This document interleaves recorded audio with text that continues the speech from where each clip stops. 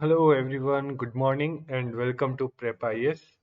तो आज के डेली गाइडेंस इनिशिएटिव के टारगेट्स मैं आपको बताने वाला हूं। तो उसमें ऑलरेडी अब हमने ऑलमोस्ट कंप्लीट कर लिया है, ठीक है। इसके बाद नेक्स्ट डे हम जो है सेकंड एआरसी की रिपोर्ट्स को देखेंगे, राइट। समरीज देखेंगे जो आपको हेल्प करेगी अपने आंसर्स को इम्प्रूव करने में, ठीक है। तो पहला टारगेट आपका रहता है optional subject, okay. Your optional subject is your first target and dedicate at least 2 hours today, okay. 2 घंटा इसको जरूर दीजिए आज, राइट। सेकेंड टारगेट आपका पॉलिटी एंड गवर्नेंस में, ये देखिए सोर्सेज तो ऑलरेडी मैं आपको बता चुका हूँ कल ये। पर सेकेंड टारगेट जो आपका आ जाता है, ये सारे हमने कंप्लीट कर लिए, ठीक है। ये सारे जो है हमने कंप्लीट कर लिए। हो सकता है अगर आपका कुछ बैकलॉग बचा हो तो कोशिश करना कि बैकलॉग आज आप क्लियर करो। और साथ में अब दो और टॉपिक्स जैसे statutory, regulatory and various quasi judicial bodies. तो देखिए इसमें आप काफी मेनी बॉडीज के बारे में, जैसे financial commission, finance commission, right. तो ये कॉन्स्टिट्यूशनल बॉडी भी है, क्वासी जुडिशियल बॉडी भी है। ट्राइब्यूनल्स, ठीक है। तो ट्राइब्यूनल्स के बारे में भी आपने पढ़ा है, राइट। तो काफी ऑलरेडी आपने पढ़ रखा है, ठीक है। बट अगेन, अगर करंट अफेयर्स में कोई भी स्टेचुटरी बॉडी या कोई भी रेगुलेटरी बॉडी बहुत ज्यादा न्यूज में है और करंट अफेयर्स में है, तो आपको उस बॉडी के बारे में जो है पढ़ना होगा, उसके बारे में अपने नोट्स बनाने होंगे। तो कीप दिस इन माइंड। अगर करंट अफेयर्स में कोई भी बॉडी न्यूज में हो तो उसके बारे में नोट्स बनाएंगे। नोट्स में क्या लिखना है, उसके बारे में उसका कंपोजिशन क्या है, उसकी पावर्स एंड फंक्शंस क्या है, ठीक है। और उसके बाद आपको लिखना है कि उसका जो रोल है वो कितना इफेक्टिवली वो रोल जो है परफॉर्म कर रहा है, उसमें क्या इश्यूज हैं उस बॉडी के साथ, राइट। ये भी देखना होगा। जैसे इसमें आपका आ सकता है, स्टेचुटरी में हम एनएचआरसी बोल सकते हैं, तो एनएचआरसी के साथ कुछ इश्यूज भी हैं, राइट। तो इस तरीके से आपको डिटेल्ड नोट बनाना होगा।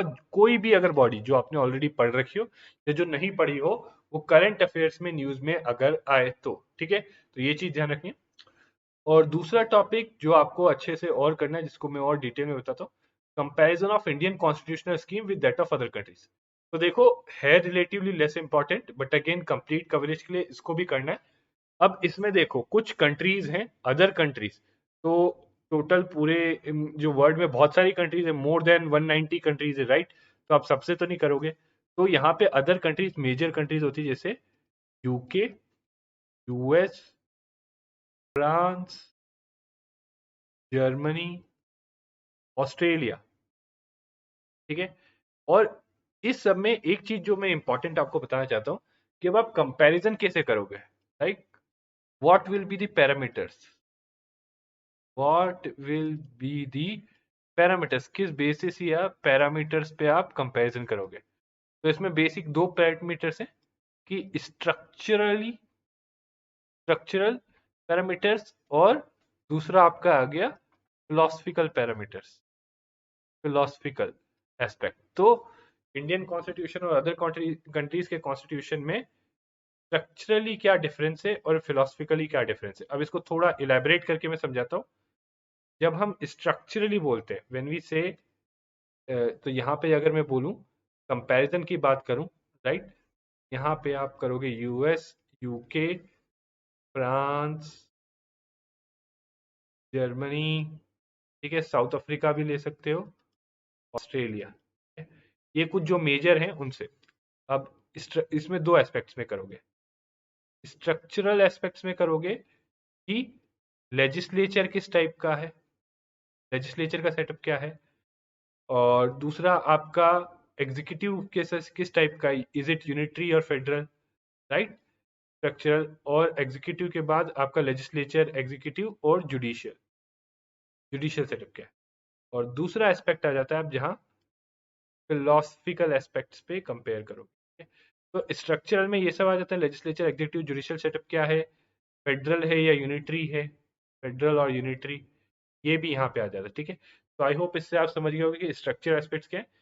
फिलोसफिकल एस्पेक्ट्स की बात करें तो इसमें आ जाता है कि नेचर ऑफ सेक्युलरिज्म। अगर आपको पता होगा तो पास्ट ईयर में इंडियन और फ्रेंच सेक्युलरिज्म पे क्वेश्चन आ चुका है 2019 में, ठीक है। तो किस टाइप का सेक्युलरिज्म है, ठीक है। क्या है नेचर ऑफ स्टेट, ठीक है, नेचर ऑफ स्टेट क्या है। और भी जो इस टाइप से आप जो दूसरे फिलोसफिकल कि वेदर इट इज सोशलिस्ट और कैपिटलिस्ट, ठीक है, तो किस टाइप से क्या फिलोसफिकल है, सोशलिस्ट है, कम्युनिस्ट है, क्या है, ये फिलोसफिकल एस्पेक्ट्स जो आपको इस बेसिस पे भी कंपेयर करना होगा कॉन्स्टिट्यूशनल, इंडिया की कॉन्स्टिट्यूशनल स्कीम को with other countries, right. Democratic है तो डेमोक्रेटिक भी किस टाइप का डेमोक्रेटिक है, ठीक है। तो ये बेसिक आपको इस तरीके से इसको करके इस पे क्लियर नोट्स बनाने होंगे ताकि आपको जब भी क्वेश्चन आएगा तो आप बड़ी इजीली कर पाओगे, ठीक है। अगेन अगर किसी और कंट्री का करंट अफेयर्स में कोई भी स्ट्रक्चरल या फिलोसफिकल एस्पेक्ट है, जैसे पास्ट में यूएस प्रेसिडेंशियल इलेक्शन हुए थे, या कुछ भी चीज जो है फिलोसफिकल या स्ट्रक्चरल एस्पेक्ट आता है, then you have to do it, ठीक है। थर्ड टारगेट आपका आ गया करंट अफेयर्स, ठीक है। Third target is your current affairs. तो इसमें सब कुछ सेम है आपके लिए, ठीक है। Almost everything is same. DNA देखना है, इंपॉर्टेंट आर्टिकल्स पढ़ने हैं द हिंदू से। मई का इन्वायरमेंट और साइंस एंड टेक का जो आपको सेक्शन है वो पढ़ना है, उसको पढ़ते वक्त हर चीज को सिलेबस से रिलेट करना है, प्रीवियस ईयर क्वेश्चंस देख के उनसे रिलेट करना है, और स्टैटिक पार्ट से रिलेट करते हुए चलना है। लास्टली बेसिक रिमाइंडर सेम रहते हैं आपके लिए, प्रीवियस ईयर क्वेश्चंस देखते रहना है, और दोनों प्रीलिम्स और मेंस के लिए, और साथ में जो भी पढ़ो उसको सिलेबस से रिलेट करते रहना है। और do mention your progress in the comments, जो भी आपका प्रोग्रेस है, जितना भी आपने कवर कर लिया है वो जरूर कमेंट्स में मेंशन करिए, okay. We will try to deal with it. And कोई भी डाउट या क्वेरी हो प्लीज कमेंट्स में हमसे पूछिए, ठीक है, या मेल कर सकते हो। थोड़ा टाइम लग सकता है रिप्लाई करने में, but again we will surely reply, right. We will surely reply. तो थोड़ा सा टाइम लग सकता है but don't worry, we will reply. और लास्ट गूगल डाउट फॉर्म है इसके डिस्क्रिप्शन में, उसमें भी आप कर सकते हैं, भर सकते हैं अपने डाउट्स। तो ये जो है सैटरडे और संडे को जो है नाइट में लाइव सेशन होता है, कभी कभी फ्राइडे भी हो सकता है, ठीक है। तो उसमें ये जो डाउट्स हैं लिए जाएंगे, ठीक है। तो guys this is it for today's target, and see you again tomorrow. Thank you very much.